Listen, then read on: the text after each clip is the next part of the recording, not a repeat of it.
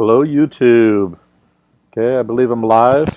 This often takes 5 or 10 minutes for it to start up for some reason. I'm not sure why.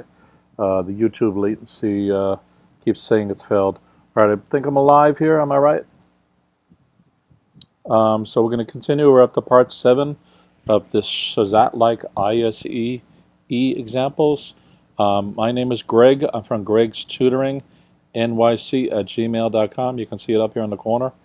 Also in the description. So we're going to use the Isee middle sample. The description of how to get that is in the description below. So again, my name is Greg. I tutor in a lot of specialized tests, including the ISSE and the SHSAT and a whole bunch of other ones. Hello, is it Alyssa or Elisa? I want to make sure I'm calling you by your right name. In the event, so we have about 10 or 11 questions left, so this should probably run less than an hour. Let's see where things go, and then we'll figure out where to go from there. There's a whole bunch of ELA stuff. There's other ways to attack the math problems, and there's the more advanced math problems as well, which are going to be very close to the SHSAT style questions at that point. Okay, so let me bring me to the side. I believe the stream is running.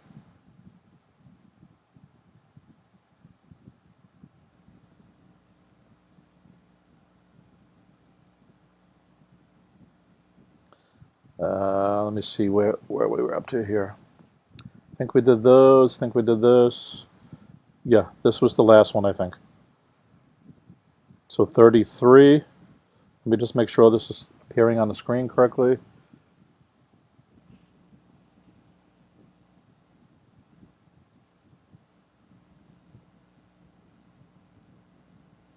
A boss used to come, but it seems like he quit or something. I'm not quite sure who he is, but you seem to be implying he's not taking the SHSAT anymore. Anybody who thinks they're going to give up on this, don't. There's still a few months to the test, and there's lots to learn through different books, different courses, different online mechanisms, private tutoring centers. In fact, I recommend you use multiple situations, including if you already took the 8th grade SHSAT and you're feeling kind of frustrated. There's always an alternative. There's always ways through this. Again, there's 3 months or something left here. So the key is pacing it out and remaining calm. Okay? So just in case I misinterpreted what you said about a boss or a boss, the sentiment is still there that the problems are hard, but with rigor and teaching yourself and being disciplined, you can get through a lot of them. Okay? Both on the math side and the ELA side. There's also test-taking things. There's self-discipline, setting your mind to something. If you don't set this goal, guys, you're not going to get there. I mean, some people might, but a lot of people have to really work their way there. My screen is flickering for some reason, so I'm hoping things are okay. So I've iterated these YouTubes through a whole bunch of levels. I hope the microphone is fixed. I adjusted the camera, so I think the camera's now fixed where I have the word testing there, and I believe everything else is set up. And my machine is sweating right now, but I think it's I think we're a go because I have a whole bunch of apps. I'm running this on a Macintosh, and I have to keep flipping between windows, and the fan is totally in full blast. So anyway, let's just jump into this. So we have number 33. Okay. Use the diagram below. Use the diagram below. Shown to answer the question. Which type of quadrilateral is JKLM? So everybody at this level, you should know this really from grade 4 onward, and even some kids at grade 3. So definitely in grade 7 going into grade 8, you should know this. And people trying to take the grade 9 SHSAT should all know that this is a trapezoid, right? You should know what a quadrilateral is. Probably, we're going to do about 10 questions here, so I'm thinking it's going to be about 45 minutes. I could be wrong. So it's 4:45 now. Probably we'll finish before 5:30, I think. And who even knows? Right. It's definitely not a rectangle. That's ridiculous. People may or may not know what a rhombus is, so I should look that up. It's definitely not a square, and it is a trapezoid. I don't like the fact that they have those 2 tick marks on the side that kind of look like cat whiskers there. Normally, when you do something like that on a figure, you're trying to, if you put a tick here and a tick here, and a double tick there and a double tick there, you're trying to say they're the same length, and you're trying to communicate something here, okay? Because, you know, this could have been a square, and they still could have used this double thing. And normally you start with one tick and move on to two. You wouldn't necessarily do a square and put two ticks on it. So I don't know if that's just misleading that they did that or not, okay? But it's clearly a trapezoid. And remember, you can have irregular shapes and stuff like this. There's kind of really only one way to do a square and one way to do a rectangle, but you can have a trapezoid that looks like this.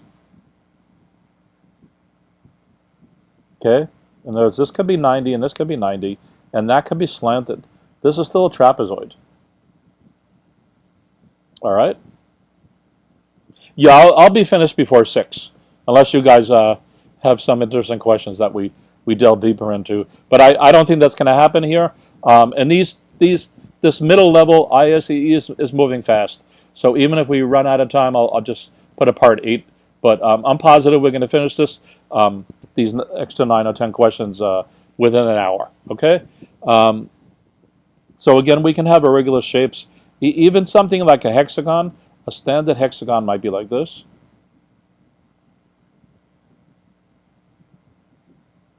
Right, like a stop sign. You could also do something like a bow tie.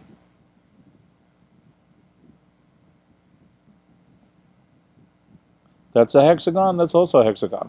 Both of these are hexagons. So watch out for non-standard shapes, shall we say. Okay? 34, which is equivalent to the following equation. So this one's kind of uglyish because your inclination is to solve it.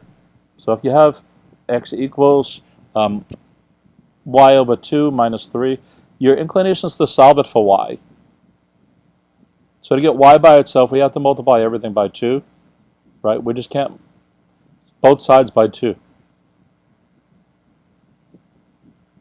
So this is, we can also bring the 3 over first. So we can do x plus 3 to make that clear equals y over 2, and then multiply both sides by 2. And let me make sure this is showing on your guys' screen. Yeah, I think it is. And multiply both sides by 2. So we have 2 times x plus 3. And we get 2x plus 6 equals y. So most people have the inclination to start and do that. But then when you come and look at the forms of the answers, none of those answers are in this form. They all seem to have different things in them. So one way to solve this is to see if any of the mid steps here are equal to the answer. And in fact, one of the answers is equal to this right here. We have 1/2 y. Remember, y over 2 is the same as 1/2 y equals x plus 3. So we see that's D. So that's one way to find which of these things match back and forth. Okay?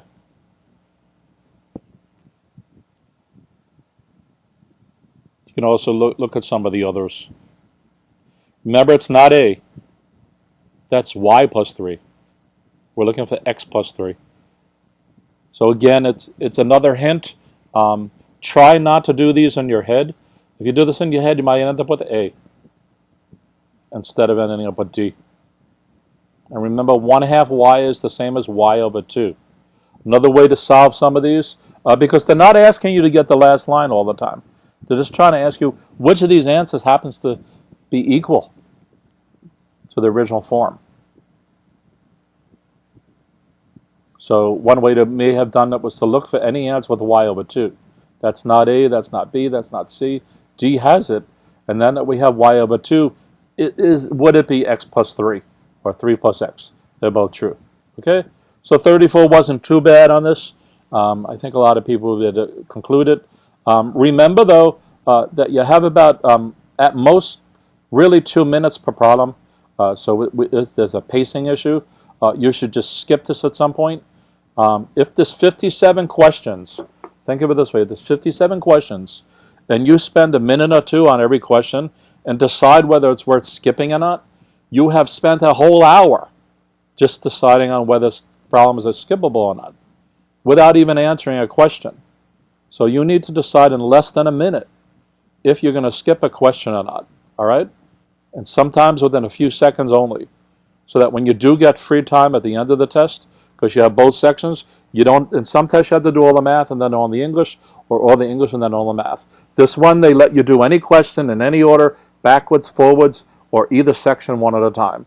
So you want to pace through this baby and go back and try to figure out, code your answers, put an answer down just in case you run out of time. You do your best guess, and next to 34 on your test paper, put some sort of code, like K for couldn't figure out or something. Make your own codes up that you stick with, so that when you go back to it, you remember, like, wait, what was that code about? All right? A question mark might just mean I don't know. An X might mean I can't do it at all, etc., etc. So that you're pacing through this. So at 34, as simple as it might look to me, it might be very hard to somebody else. And you don't want to be spending 5 minutes on it. That said, if you're pacing well on a test and you're doing a lot of questions within 30 seconds, that means you're gaining about a minute per question on some other question that might be hard. So you can balance it out back and forth. So if you did 30 questions in about 45 seconds each, right, you have probably 20 extra minutes now to play around with. And by the way, that's one reason to be doing the prepping here, so that you're figuring out what your pacing is. So at certain points you should take your time. At the moment, the way I tutor my kids, the kids I have, is I don't care how long it takes them to solve a problem yet. In a couple of weeks, that's going to be very important. What's most important right now is getting the answer right, then putting the clock on everybody.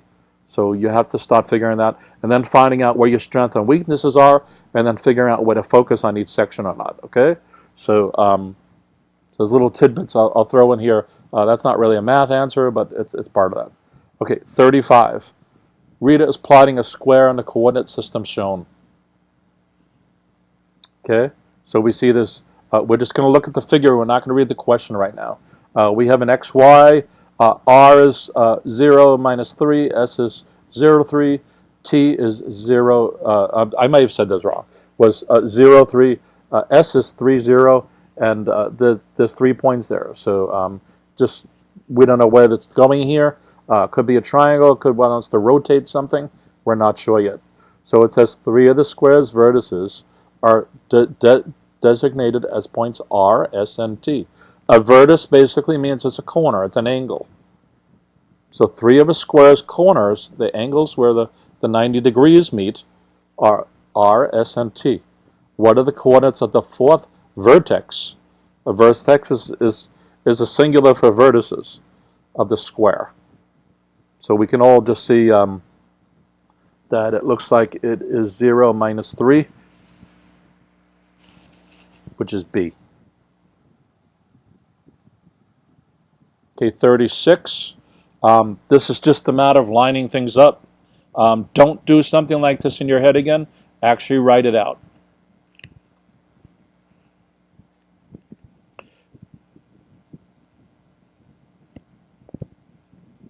And you could, so the key here is lining up your decimal point.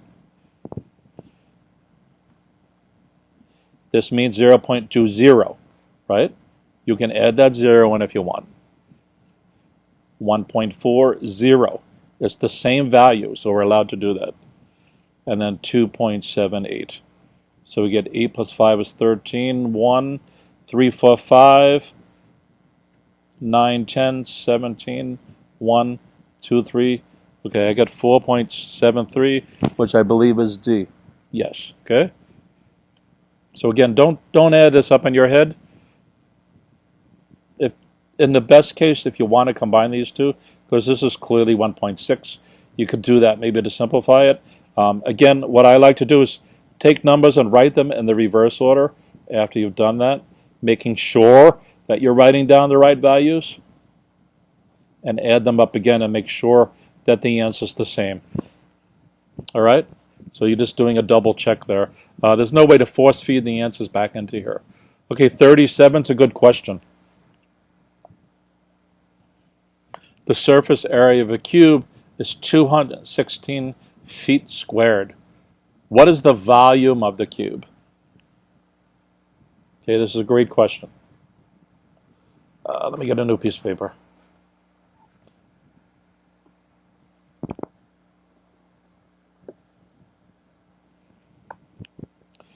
So the area, the surface area of a cube equals 216 feet squared. So for this, we have to figure out what does it mean? What are they talking about here?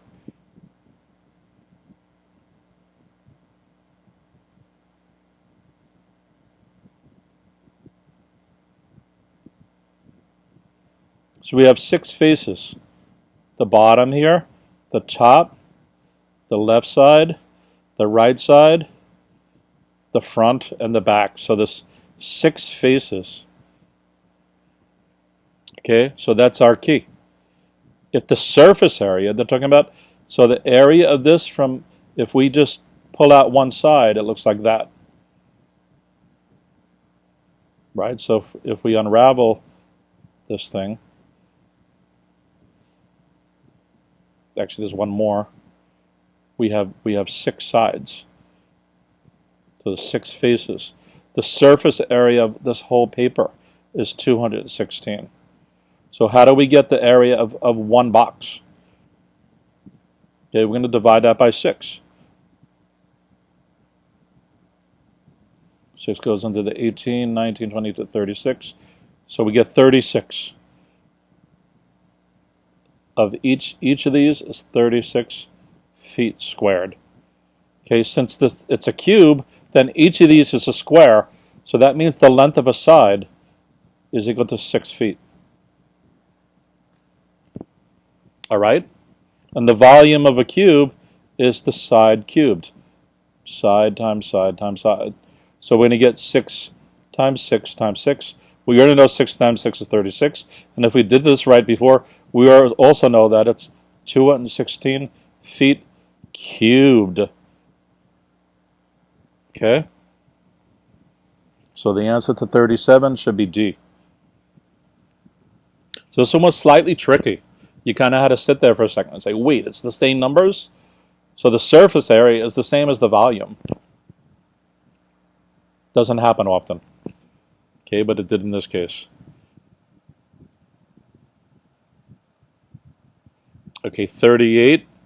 I'm just going to kind of look at the illustration, even though it's straight math, without looking at the question yet. So we have some ugly expression on the numerator. We have a radical at the bottom, and we have a multiplication that might need the distributive property. So it says which expression is equivalent to the expression shown. So first of all, let me make sure that the camera's not stuck in the middle of this. No, that's good. All right, so this is somewhat similar to this question 34 before, where we need to force fit the two forms, and somehow they need to be equal.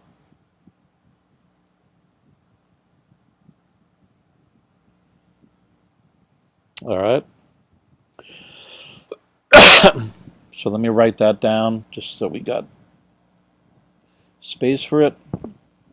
So we have 6 times the square root of 81, and you should know what the square root is at this point, over the square root of 9. So we don't know quite which way this is going here. So what I'm going to do is I'm just going to start collapsing the square roots. So that's going to be equal to 6 times 9 plus 18x over 3. Okay? So I'm going to kind of look at the answers, and I don't really see anything that matches that at the moment. So what I'm going to do is I'm going to simplify the 6 over 3. So 6 over 3 is 2, so I get 2 times 9 plus 18x. So does anything match that? Yep, it looks like B does already. So that's our answer. And you might want to do it a different way for double checking it. We could have, let me put this here, 6 times the square root of 81, whoops, that shouldn't be there, plus 18x over 3, over 3, because the square root of 9 is 3. We could have done that straight out and just got that. So we get 2 times the square root of 81 plus 18x. And we see that this is 9, so we can get the same answer that by doing that same kind of a thing. So these problems are ugly. It turns out that these two examples, 38 and the one we just saw a second ago, 34, are not too bad to solve this way, because it could take other forms, because we could do the distributive property on this. So let me show that just in case. So we have 2 times 9 plus 18x.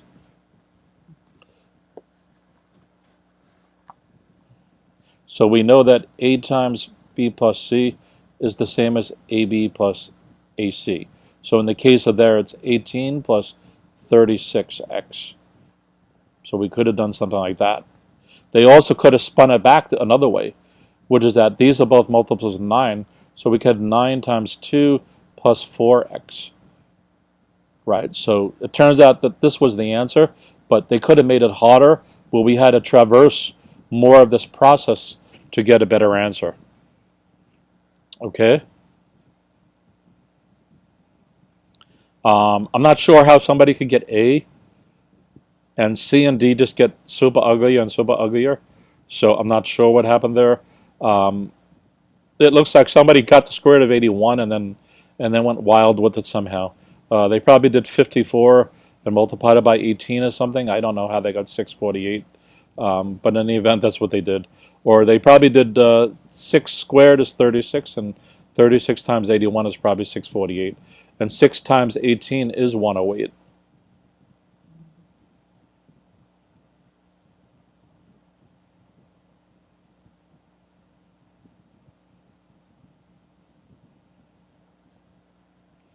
I'd have to double check that. Anyway, sometimes you have to do a little more work on these problems, is really what my point is. Okay, 39 is easy peasy, or should be. So we're going to look at the figure. We have a triangle that has the bottom is 6 centimeters and the left leg is 8 centimeters. We have a larger one where the bottom's 8 and the left hand side is 40. We have no other information that they're giving to us. We know that 8 and 40 are in a ratio, but is 6 and x in a ratio? We can only know that if they're congruent, which they're definitely not, or if they're similar, which they might be. So let's go to the question and see what it is. So it says 39. The triangles shown are similar. So we know there's a ratio between the length of the sides. And then it says, what's the value of x? So all we have to do is follow through with that ratio. We can do 8 is to 40, right? The left-hand side is the left-hand side, as the bottom is to x. So we're going to get 8x equals 240, and then x equals 30. So 39 should be B. Yes, it is. This is not the only way to set up the ratio, by the way. We did it from side to side. We could also say 8 is to 6, as 40 is to x. We still get 8x equals 240. This line here will still work there. So it doesn't matter how we set up the ratio, as long as the proportions are mapping from left to left is to bottom, or left to bottom is to left to bottom. And is to maps to the equal sign, okay? So it doesn't matter which form we took for that.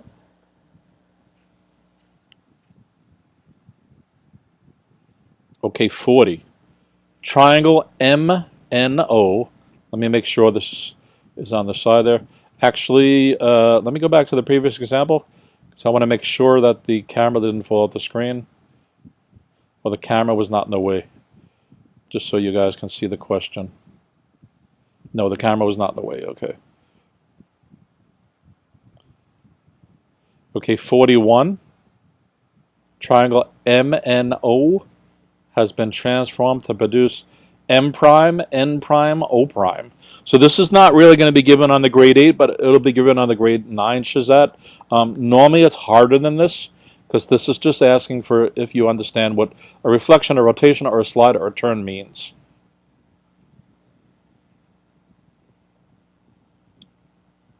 So which type of transformation was performed? So normally a transformation is performed on an axis. The axis could be like x equals 5, or it could just be the actual x and y axes. So we do notice that it's 4 to the left of the y-axis and 4 to the right of the y-axis. We also seem to notice that it creates a mirror image. So when we look in the mirror, we say, oh, look at your reflection. So this is a reflection. A rotation means we actually turned the triangle in some fashion. A slide means we just slid it over, so it would look the same. It wouldn't be a reflection. And a turn is also similar to what a rotation would be. How are we actually turning it in some manner? Okay. Again, on the test day, just in case you get something more advanced than this, you're allowed to rotate your test paper.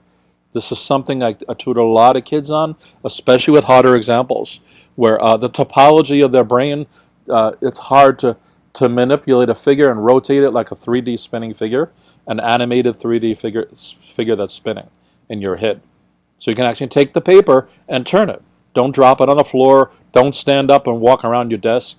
Just rotate the paper and see if you can get some other point of view of the shapes here. And sometimes things leap out at you that wouldn't have leaped out at you otherwise. And sometimes you may know this. There's been studies done on various people being better than other people than doing this, and some people better at maps and so on and stuff like that. Anyway, there was ways to get around some of this. You could also take your test paper and fold it, and try to look through the light on it. And if you did that, you would notice that the triangles line up if you folded it on the y-axis. Okay. There's a couple of other things to do here. Again, don't do this where you're going to drop your paper and end up tearing your test paper in half, or dropping your water on your bubble sheet, or some nonsense like that. Okay. 41. Okay, 41's a good question. The playmakers are planning their summer production. Profit is revenue minus cost. So what I'm going to do is I'm just going to take this a sentence at a time. I'm going to try to figure out what's going on as I read each sentence without knowing what the question is. So there's a production. Profit equals revenue minus cost. Okay, they're telling me that this is obvious, that if you brought in an income and you have expenses, then if you subtract the two of them, that's what you ended up making. Okay, we're not going to get into net profit and all this other kind of stuff like that. We're working with a simple definition here. A production will cost between $2,500 and $3,000. So let's write that down. That's a given as well. Okay, the production will run 14 nights. So I'm going to put length.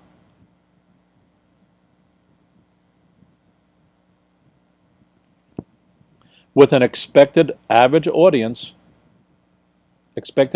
average from 1 to 200 people. So that's a good spread. Tickets cost $8 each. Yeah. So I'm just put dollar ticket, $8. Approximately, what is the expected profit?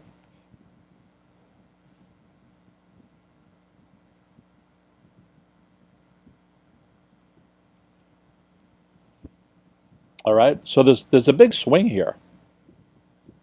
So two things that we know for certain: it's going to be 14 nights, and it's going to be $8 a ticket. So let's get that out of the way. 14 times 8. 8 times 4 is 32. 3. There's that 111. 80. I'm going to get 80 plus 32. Yeah, that's 112. So we have $112 per person per night. Okay. Now they want an approximate number. So we can multiply this by 100 to get the low amount, and 200 to get the high amount. And that's easy enough. Or we could just say there's about 150 people per show coming. So if we multiply 112, let me make sure this is showing on the screen. Yeah, it is. By 150, we're going to get 0. Let me see if I did this right. 5 times 2 is 10, 0, 1, 6.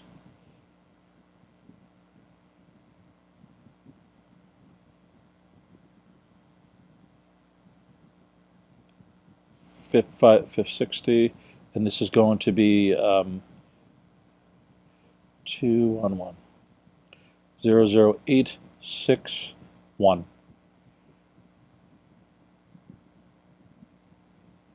And let me do it backwards just to make sure that that number is right. 0, 0, 1, 3. We're going to get 0, 5, 1, 0, 5, 1, 0, 0, 8, 6, 1. So we get, on average, it's going to get them $1,600, $800. So the cost we can more or less do the same way. The midpoint of the two of those is going to be $2,750. So let's take $2,750 off of this. That's $16,800 minus $2,750. So what do we get here? That becomes 7. That's 10. We get 0, 5, 0, 4. We get 14,050. And that seems to be what our number is. So I believe that was one of the choices they gave. Yeah, B. So our answer is B. Might be some other ways to solve this, but that seems to be it. I don't like this question because it leads you to do a calculation. It says 14.9, so it's easy to say that's 15, or maybe it's 10 or 20, and that the cost per ticket was averaged to be $10. And if you do 15 times the 10, you get 150, and multiply that by 150 people, you kind of start getting numbers that are not exactly it. And there's an operative word here that dictates that this probably is not the solution, because it doesn't say estimate what the thing would end up being. They're asking you to calculate it without saying to calculate it, and then give about what the approximate number is at the end. So this is part of the sloppiness of doing approximations. So they really want the approximation of the final answer, not of each step along the way. Because what happens is if you make 14, 10, or 20, that's a big swing there. And really it's closer to 15. But even if you use 15 and you fluctuate the cost to $10, you're skewing the answer. You're adjusting the answer up and back and forth. All right? Because if you do 15 times 15, you're going to get 225, right? 5 times 5 is 275. Yeah, you get 225. Everybody should know this. So we're going to get 22,500. Even if we take away 3,000 of that, we end up with 19,500, I believe. Would seem to indicate that the answer was C. But it's not C. That's not the approximate value of what this would end up costing. All right? And even if we use the low end, the 2,500, or if we adjust some of the other numbers, we went from 8, we can maybe use 5. There's too many ways to twist this. And it could fluctuate probably across all those answers if we start plugging in different numbers. So we want to keep the numbers that they give us, we want to keep them the same. And the other ones, those we can average out and figure out. We can also do the low end. We could have figured it out for 100 people at 2,500, and then 200 people at 3,000, and probably just got the average of those two numbers, and that may have produced the 14,000 or close to the 14,000 again, right? I didn't get 14,000. I got 14,050. All right? Okay, 42. So let's look at the figure. We have a line, okay? Its slope is negative. We know that because it's going down. Okay, when we have something like this, if the slope is like this, it's positive. If the slope is like this, it's negative. Because we want to figure what happens when the x increases. If when the x increases, the y also increases, then it's positive. Okay? If when the x increases, the y decreases, then it's negative. Right? We can see that as we're going along the x-axis, the y is getting less and less and less. And I like to use the law of 2. If you remember that this is positive, you don't need to remember that this is negative. So if you remember that if something goes like this is positive, when you see it the other way, then it has to be negative. So don't remember both ways, just remember the one way. Okay? So anyway, RS has a negative slope, just by virtue of it not being the other way. And what we can see is R seems to be on the y-axis, so it's 0, 9. Okay, R is 0, 9, and S is on the x-axis, and S seems to be 22.5, 0. Okay, so it's not going perfectly straight. So there's nothing else going on there. So my eye is wandering down to the bottom. So I see that they're probably asking us what the equation of the line is, and they are. So let's go back here. It says the graph shows RS, not a biggie. Let me just make sure the thing is not in the way. No, it's not. Okay. And so what is the equation for a line perpendicular to RS at 10, 5? So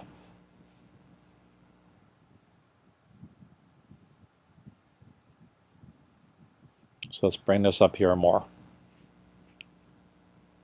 So this is more of a grade 9 question than a grade 8 question.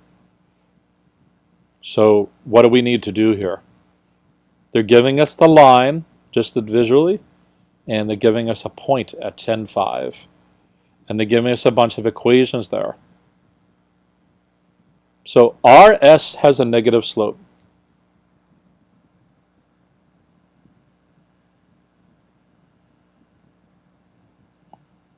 Okay, it wants the equation of a line perpendicular to RS.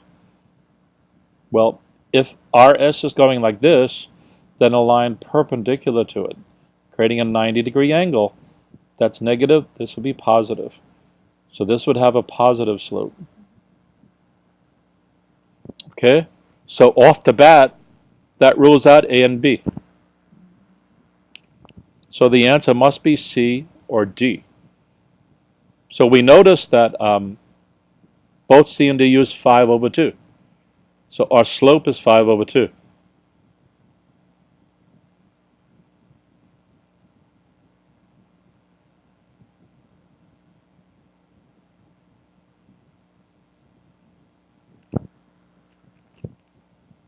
So what would be the next step from this point? We know the answer has to be C or D.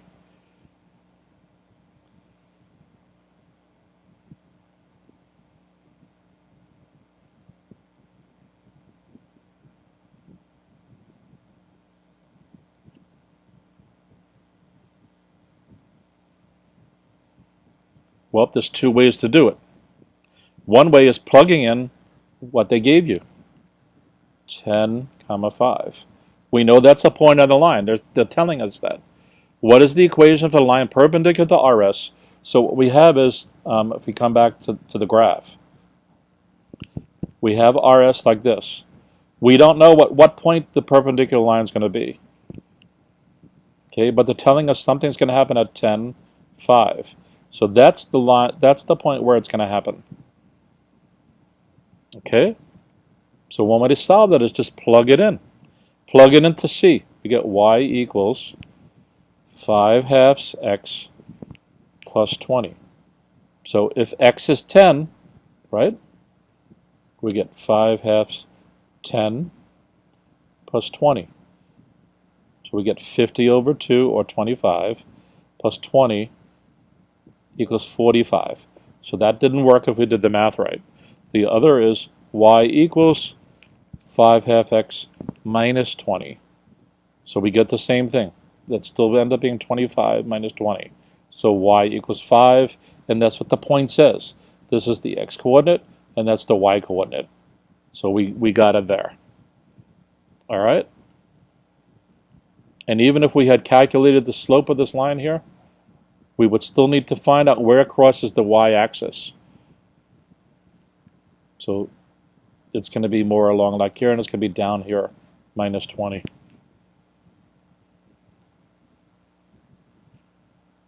All right. And that's the last question. All right, so we got through all the middle level ISEE math questions at this point. And the ISEE characterizes in different ways as math versus quantitative versus where it had that A and B thing. Some are considered mathematical reasoning and things like that. At the end of the day, it's all important. So what we're going to do is move on from this point to other aspects. Again, I'm Greg at GregsTutoringNYC at gmail.com. Let me bring me back. Again, my email path is up there. Don't hesitate to send me any questions. I do private tutoring. I could also tutor in groups. Normally meet at somebody's house, at a library. There's a lot of choices here to do things at. Again, I specialize for the specialized tests. So I will tutor for the SSAT, the SAT, the PSAT, the ISEE, the SHSAT, the Hunter College High School test. Also, some tests add a writing section on that the SHSAT does not have. So I help kids with that because that's actually a part where kids do poorly on.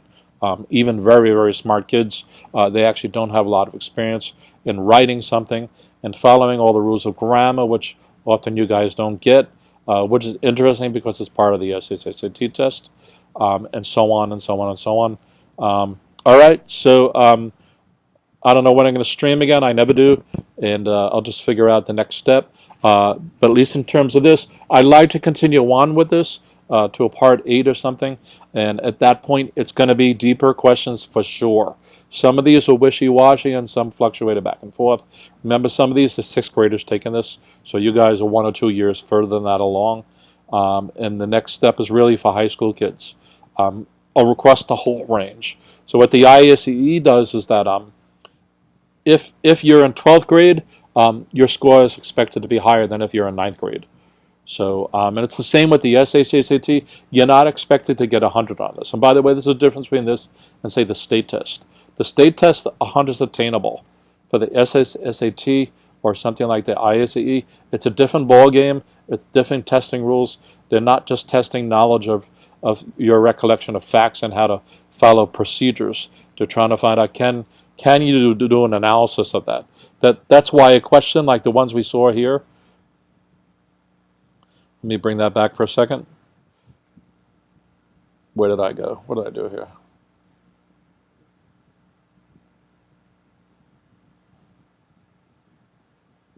When we get into questions like these, where was that? Like 34 and 38.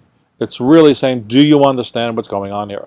This is really being demonstrative, not just that you can follow instructions, but you've mastered the math and also some minutia of it, that you really understand what's going on with it or not. So this is the part where I can help kids too. When you do private one-on-one tutoring, I can crawl into your brain, observe you, figure out what's happening, and then give you advice from there, even if it's a few sessions closer when you get closer to the test. But the better way to do it is to do it now so that you can understand what your strengths and weaknesses are and approach it more in a calm fashion. And then once you know your strengths and weaknesses, you can work on both. Okay? All right? So on that, as I said, it would take about 45 minutes. I think we may have taken 40. So, all right, I'm going to leave you guys. Have fun in any other tutoring you're doing or whatever. I know some of you guys go to Discover in the Dream program in the morning. And so hats off to you guys because it shows that you're being diligent and you're serious about what's going on here. Specialized high schools are not the end of the world, but they are some great, cool schools to be into. So good luck, guys, and I'll see what else I can do. Again, you guys can email me, including suggestions on other streams. I have done other streams on grade 9 stuff. I did things on the grade 7 and 8 math test, but there's a plethora of other topics to talk about, especially in the ELA side of things, especially the grammar. The grammar is a place where you guys can get bonus points that other kids may not, especially with the diligence you guys are showing. All right, people, peace out.